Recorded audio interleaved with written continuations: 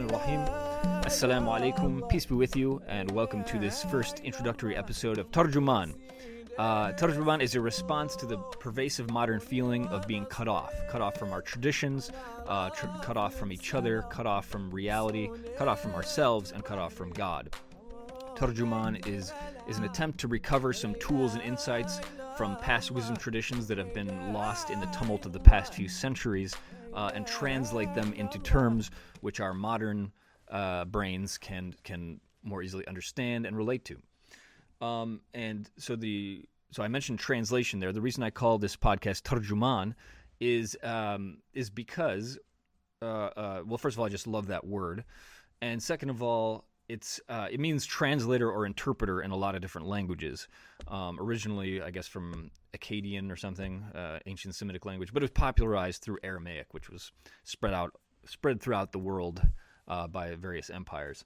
Anyhow, so this is my own attempt at doing something beneficial against the modern meaning crisis, since I don't think I could be a politician, and or an activist just at this stage in my life, etc. So this is what I can do. I'm a recent PhD graduate in Islamic studies.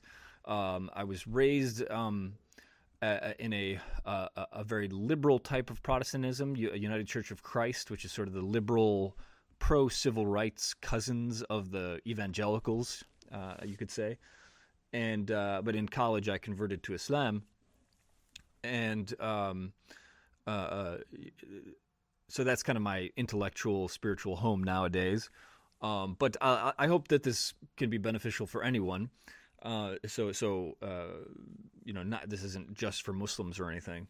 It's for human beings looking for insight and wisdom, inshallah, God willing. And so there's been so many times in my life where I read something in a scripture or a wisdom tradition of the past, and it seems uninteresting or unhelpful or unimportant, I guess, just kind of slides off the radar. And then later on I'll hear an explanation of that same phenomenon, but in a totally different terminology, from maybe another religious tradition or even scientific tradition, a philosophical tradition of some sort, and I'll go, oh, that's what that was talking about. So I really want to do more of that. I want to take the traditions that we have.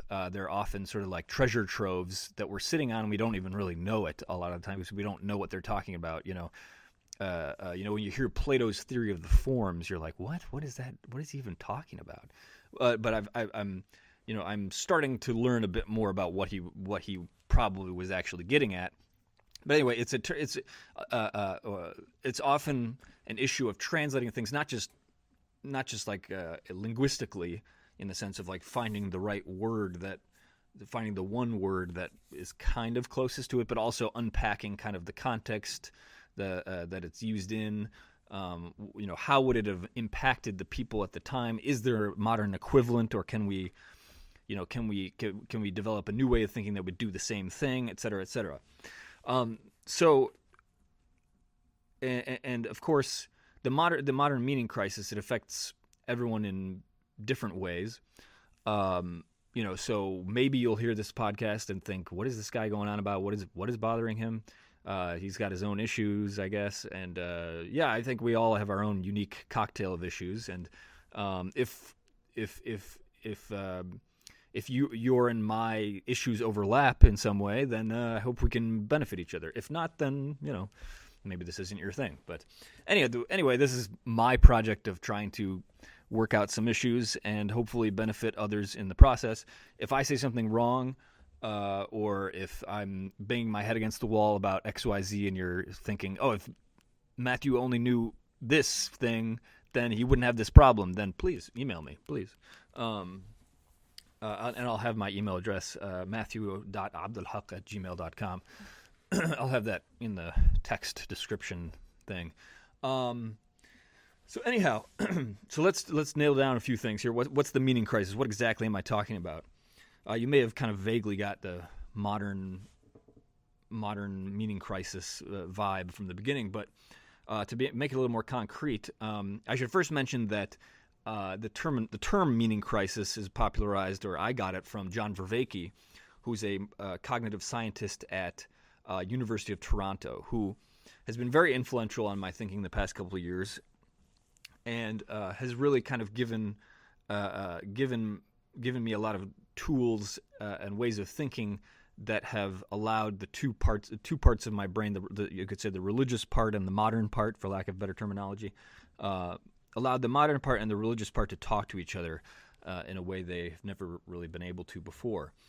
Generally the meaning crisis, just to say it very briefly, it's the breakdown of meaning, belonging, connection in society that we used to get from things like religions or wisdom traditions, in the East, particularly, depending on what you want to count as a religion, what you want to include in that definition.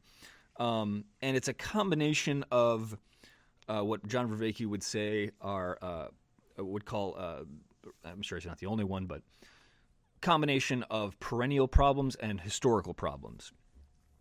And I'm going to kind of go through kind of my understanding, interpretation, and sort of brief explanation of things in this podcast.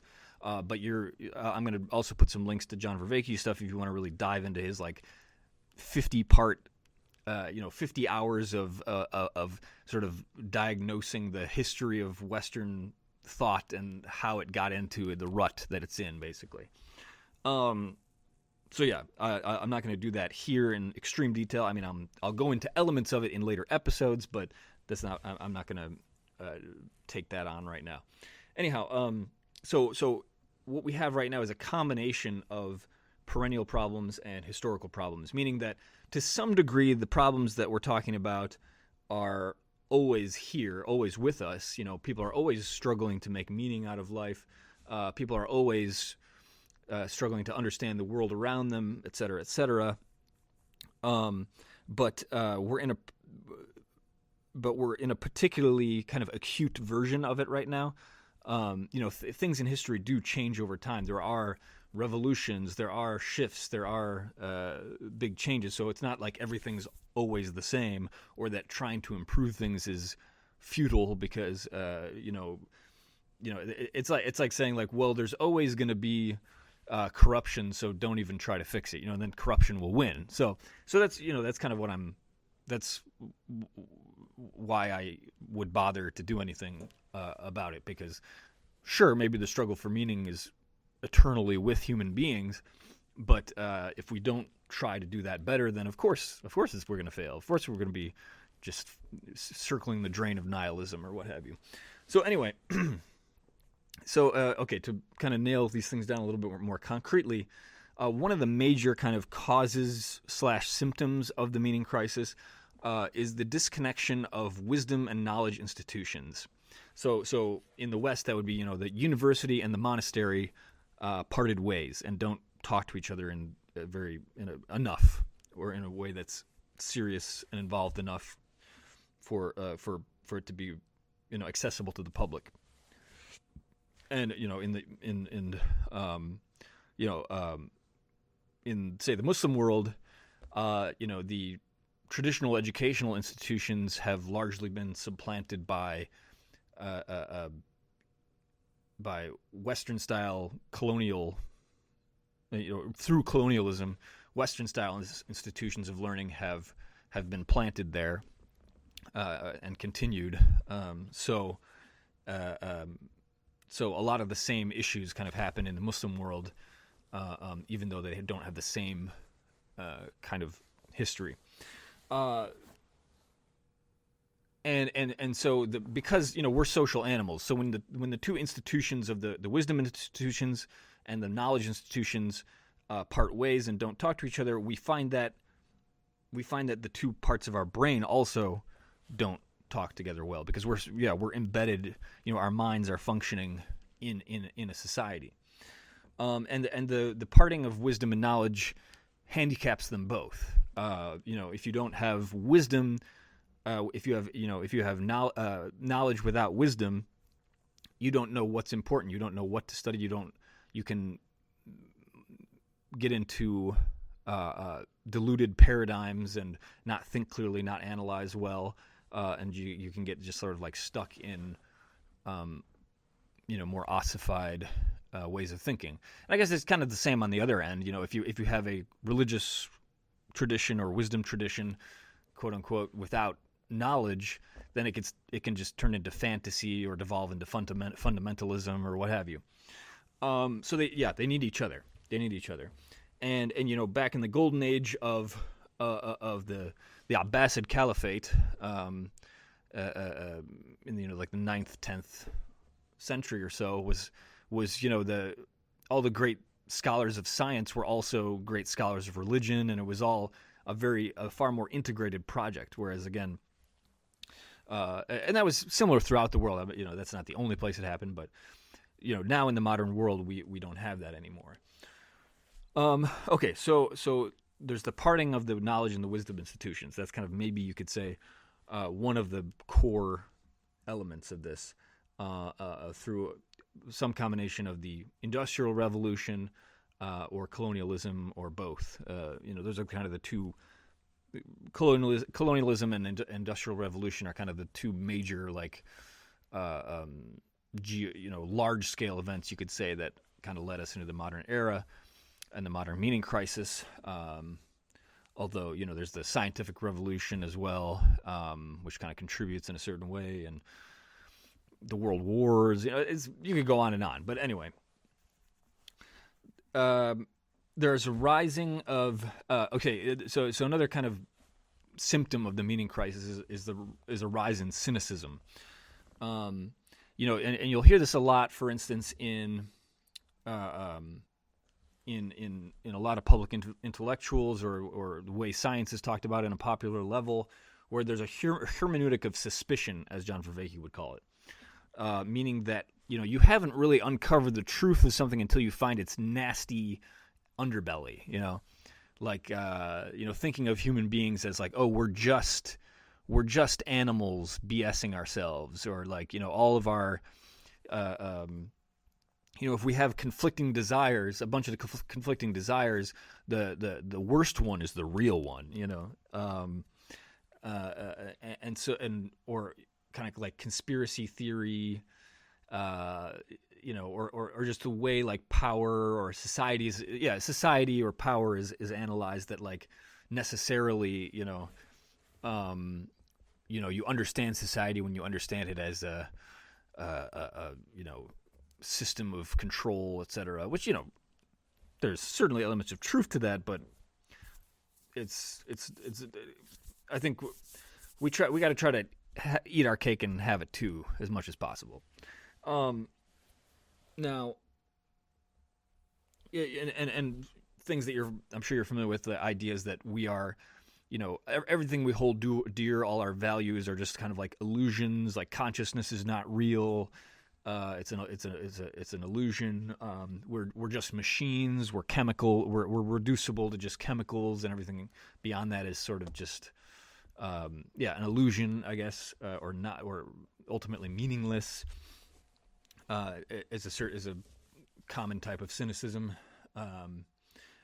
and ideological cynicism, especially like post Cold War.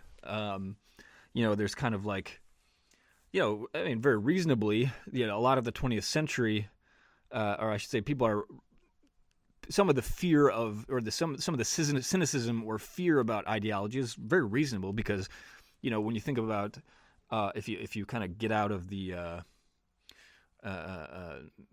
if you get out of the sort of whitewashed history curriculums that we get in American high schools, and realize that much of the 20th century was this giant clash between basically communism/socialism and fascism. In every country, like the U.S. had a huge amount of communists and socialists in them. And it was not a weird thing, until like the maybe the 50s, 60s, somewhere in there. It started to decline pretty fast, obviously, with the Red Scare and what have you, and definitely. It's become pretty incredibly marginalized post Cold War, or during the Cold War, I should say.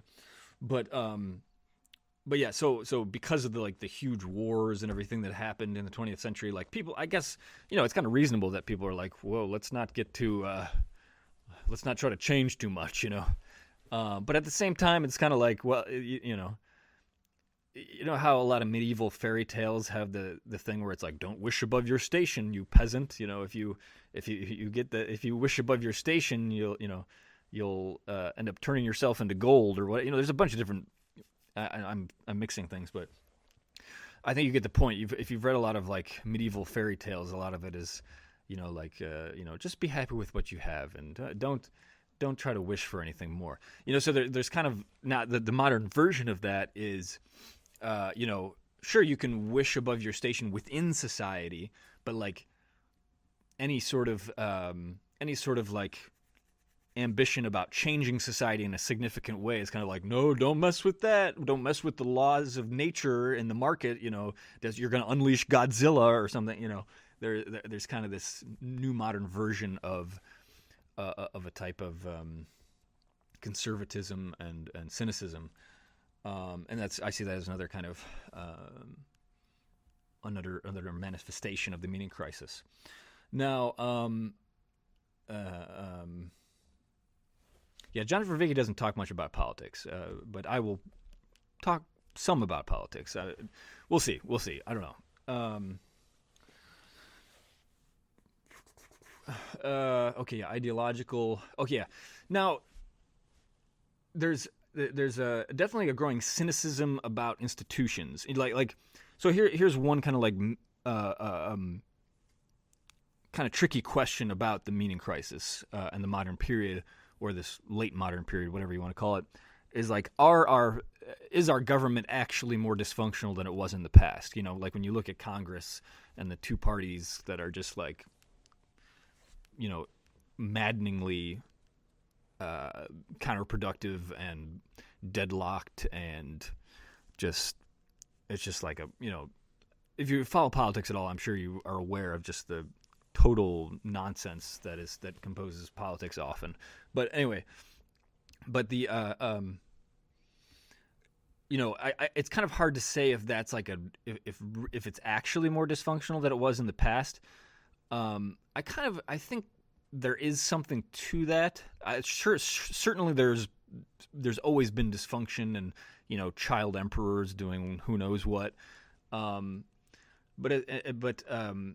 one thing that is at least different nowadays from maybe previous decades is there's definitely a growing cynicism about institutions of government and religion. So badly that people nowadays largely. I get the sense they don't even think a good government or a good religious institution is even like a possible thing. And I think there is a certain vicious cycle of cynicism breeding corruption, which breeds cynicism, which breeds corruption, which breeds et cetera, et cetera. So I think, these things kind of probably ebb and flow with the decades, and we're at a kind of a low point. Just as with, if you look at the work of who's a sociologist, Robert D. Putnam, he has a book called Bowling Alone, which tracks the ebb and flow of social connectivity, social cohesion in America. And, we're at the end of a 100-year arc where we were at, there was a low point back in like the 1920s. It went up and peaked in, I think, about the 50s, and then it's been declining since then, and now we're at another low point. So that's an instance of like, of course, people always struggle to connect. It's always a struggle to connect with people, maintain relationships, et cetera, et cetera. But these things do go up and down in a real, and even in this case, measurable way, because he's measuring like the number of like social organizations per capita, like how many people are involved in groups and how they're socializing with each other, et cetera, building connections and support groups and things like that. And if I recall, I think he did some kind of like, there might have been some like well-being measures and things like that as well. Which kind of leads me into the next thing, which is just the rise of diseases of despair, in particularly in the West, I believe. So rising feelings of meaninglessness, rising nihilism, kind of which is maybe a feeling of meaninglessness, but I guess nihilism more the philosophical end of things, or You could use nihilism in a lot of different ways. I guess I usually use it to mean either kind of a philosophical outlook, or kind of that attitude I referred to briefly, which is kind of like, well, if something's not going to be perfect, then why bother? This sort of which just it's like it's just kind of giving up on the purpose of like if it's corruption or gun control. Like, well, gun control's never going to be perfect. We're never going to be able to control every gun, so why even bother? Just freaking let it just fly wild, and just let a bunch of mass shootings happen, which is another huge kind of like symptom of the meaning crisis. Of course, there's other types of violence and things in all sorts of societies, but like like modern terrorism and mass shootings in the West are two kind of like historically they're historically particular, I think, to our time period, because they have a particular kind of antisocial element to them. I mean, not to say they're the same.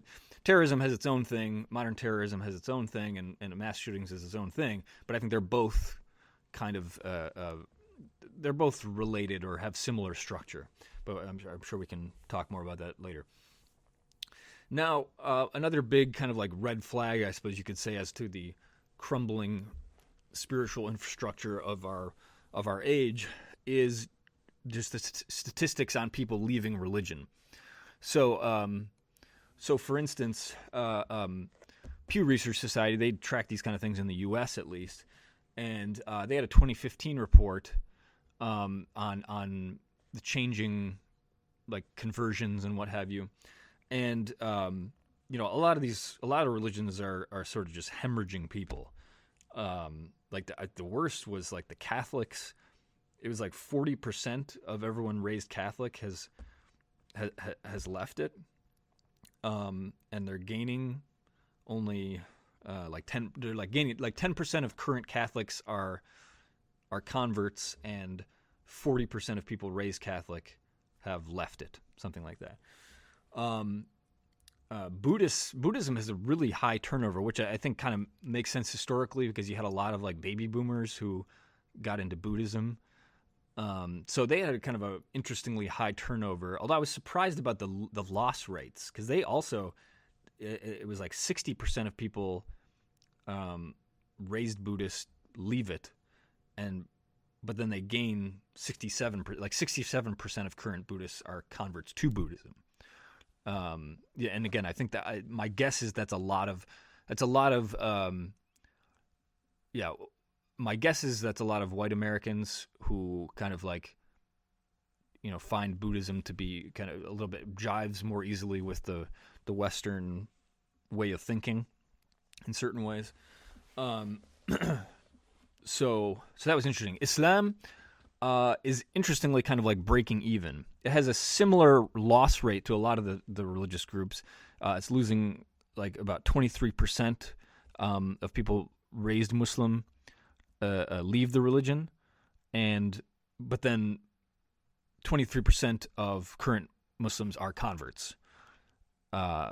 So they're kind of evening out. There's a lot of triumphalist talk among Muslim organizations that that are like, Islam is the fastest growing religion in the world, et cetera, which I think is technically true by birth rates and stuff, but it's not like Islam is sweeping the world in a new in any sort of really statistically amazing way.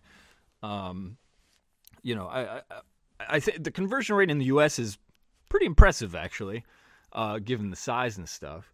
But again, it's kind of breaking even, and who knows how sustainable that is. And it's not huge. It's like as far as like total numbers go. But anyhow, so I mean, it just shows that, like, again, there's a cynicism. People they're not getting what they need from the religious institutions. They're seeing them as like, a lot of the religious institutions are trying to stay relevant by, let's put up a basketball hoop and have modern music or whatever. But it's like, if I'm there for basketball or music, like I'm going to go to the concert downtown, or I'm going to go to the gym. Why would I come to church? And again, this is not, I'm not speaking categorically. There's plenty of exceptions to this. There's plenty of like great little religious communities and what have you. But broadly speaking, people are really kind of finding religion to be it's just not working for them. It's not benefiting them. And yeah, I should say the unaffiliated, the nuns, as they're sometimes called, the NONES, are the ones making the biggest gains. That's the thing. Yeah. So it's like, when the report has, I think it's for every, about 1 in every 4 people in the country switch to, so 1 in every 4 people raised in a religion will leave it, and most of those go to unaffiliated. So that's making the biggest gains. That's the fastest growing religious group. And there's I guess if you want to talk about growth rates, there's also very, like, Wiccans, I think, make a very large growth in terms of percentage, because they were so incredibly tiny before that it's like, now that it's less stigmatized, there's large proportional gains, but in terms of total population, it's still minuscule. But anyway, so I'll kind of lay out my attitude on this to clarify or kind of orient, my attitude, so you'll see where I'm coming from on this. So to the atheists and the nuns, I get it. My brain was raised in the capital L liberal, not in the Democratic Party sense, but like modern Western type of education system. I have similar kind of dissatisfactions with religious institutions, and so I totally get why you would just be like, what am I doing this for?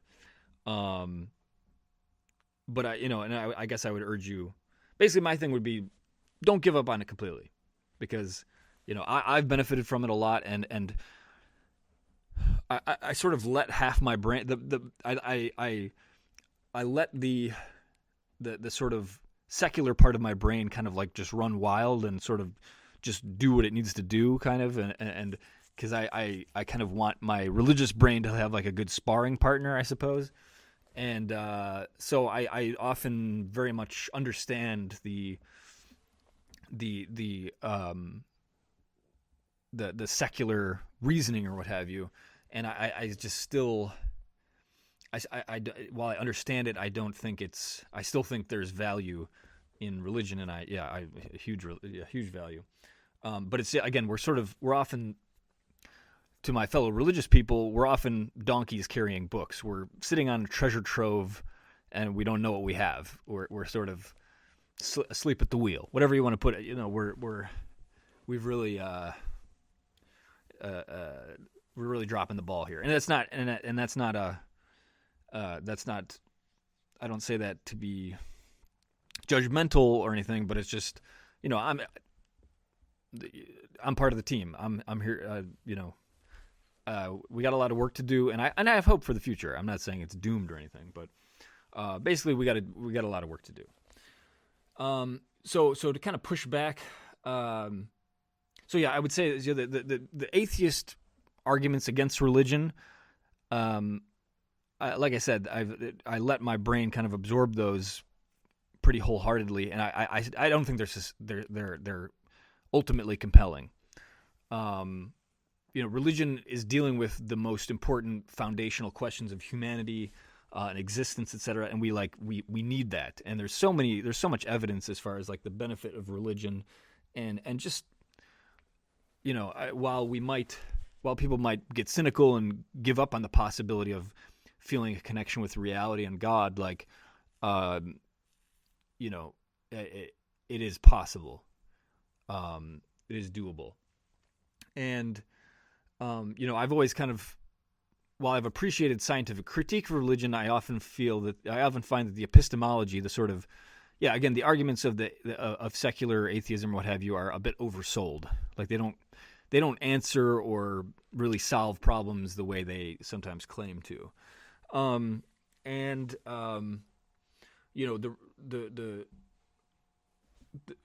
As far as some studies have been done on wisdom, and by wisdom I mean sort of like the meta skill of kind of like knowing what types of thinking, knowing how to think, how to take in complex situations and use the right type of reasoning at the right time to do the right thing, et cetera, et cetera. Religious people, as far as it's been measured, are people who follow religious tradition are on average wiser than those who don't. However, there's no particular advantage of one religion over another. Now, I believe the reason why that is two things.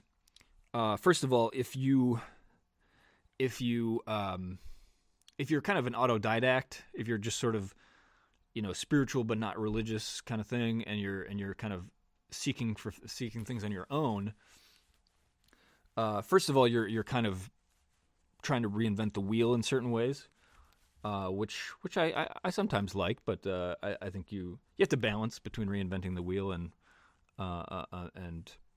trying to benefit from the previous work of others. So there's that element.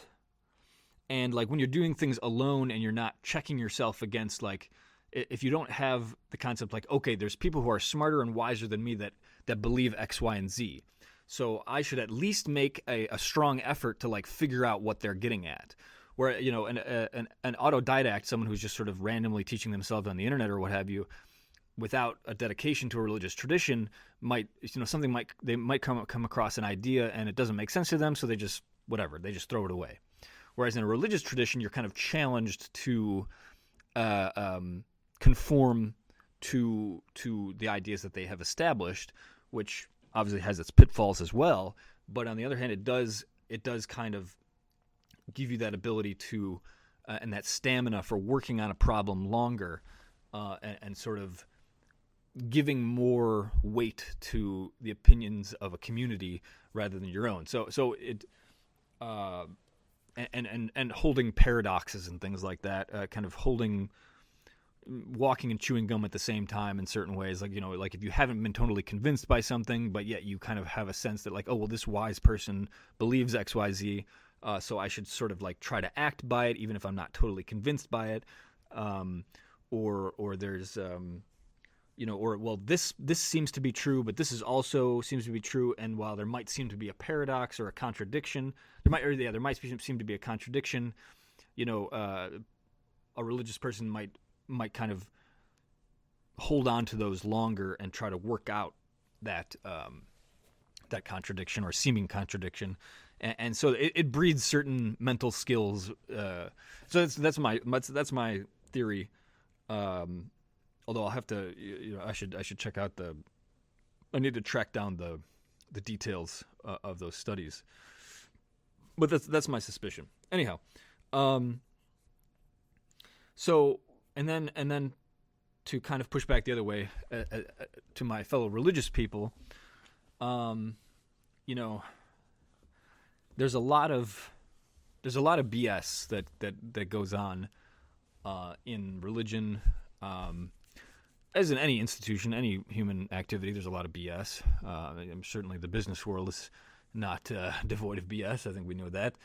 But like, I guess it's just all the more, it's just religion is the sphere that is kind of the most important that we get rid of BS, basically. So again, this is not a unique problem necessarily to religion or anything, but it's just like we need to really buckle down on this stuff, especially because science has in many ways kind of won the trust of the people, and because of its power and its benefits, right? So we have to really take that seriously, and no BSing about it. And the yeah, a lot. We have to be very careful because a lot of our motivations, our motivated reasonings, et cetera, are these leftover kind of like identity games from medieval times. Like, we feel motivated to argue for such and such position because it's not those people over there. Again, this happens in human groups of all sorts, but like it's just to me, to my mind, it just has no place in the if you're building a religious tradition, if you're trying to be as honest as possible, you don't want to fall into those patterns. If your whole shtick is, we're better than the secular people, or we're better than these people because we think X, Y, Z, then it's like, well, give me something better. If you're going to call somebody to something, you need to have something to call them to. When we look at the life of the Prophet Muhammad, peace be upon him, if we're going to say that it was sort of morally incumbent upon people to accept and follow the Prophet in that time, then we pretty much have to say that whatever he was doing was very clearly superior to what was going on around him in other places. So, and I think that largely came to be the case, especially later in his career, when he was in Medina, building a community in Medina.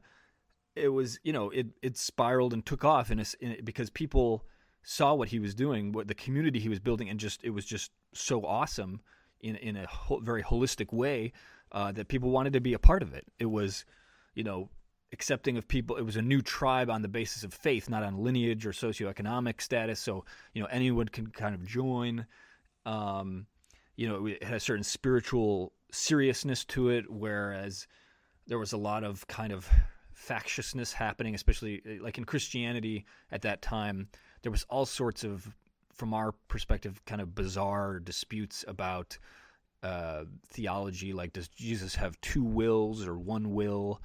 Or one or two natures, or are the two natures like separate, or are they one nature with two, but you can describe it in two words, or is it two natures that kind of mix, or is it two natures that like mix but are separated? Like all these kind of, it's sort of just like the word salad that happens when you really kind of confront some of the paradoxical foundations of reality or what have you. But anyway, there was a certain, I think, attitude to the early Muslims that were like, let's stop arguing about this nonsense. Like we'll never know that. Who knows what's true until the day of judgment and God tells us. So let's just get to the business of like being pious, doing our prayers, fasting, and fighting these expansionist empires around us. And just trying to establish a new just world empire, basically. And and a couple generations later, not to say that it was utopia. It certainly was not utopia. And we can't just transplant whatever they did and copy paste it into our time. I think that's impossible and foolish to attempt. And but at the same time, they had because they had civil wars and stuff too. But at the same time, like again, they established what came to be kind of the greatest civilization of that time. That was this, the center of learning and spiritual and scientific together, and military strength, etc., all coming together. They had and they had like a respect and a value for knowledge. They had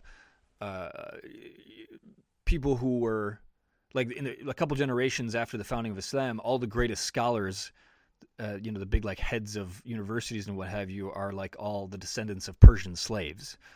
So it just goes to show you that there was something pretty cool happening, and people wanted to be a part of it, and people were, over time, just slowly but steadily converting.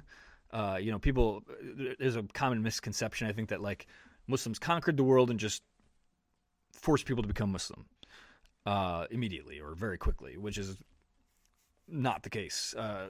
Historically, certainly there were abuses. Again, not utopia. There were governors here and there that persecuted people or whatever. There were just isolated instances, you could say. But by and large, most of these countries, they sort of just replaced. They basically just replaced the politicians with Muslim politicians, and but a lot of the society underneath kind of kept intact. And there was some new legal things introduced, but the religious minorities had a lot of autonomy to sort of govern within themselves. The clergy were invested with state power essentially to tax their own people and run their own affairs, et cetera, to an extent that's kind of it's almost like more religious freedom than we have even in America in certain ways. I mean, less in the sense that a Jew couldn't become the caliph, but in a way, the rabbis were more powerful under Islam than they are in America, in the sense that, again, they had state power authorizing them to run affairs amongst the Jews and Christians amongst the Christians, etc.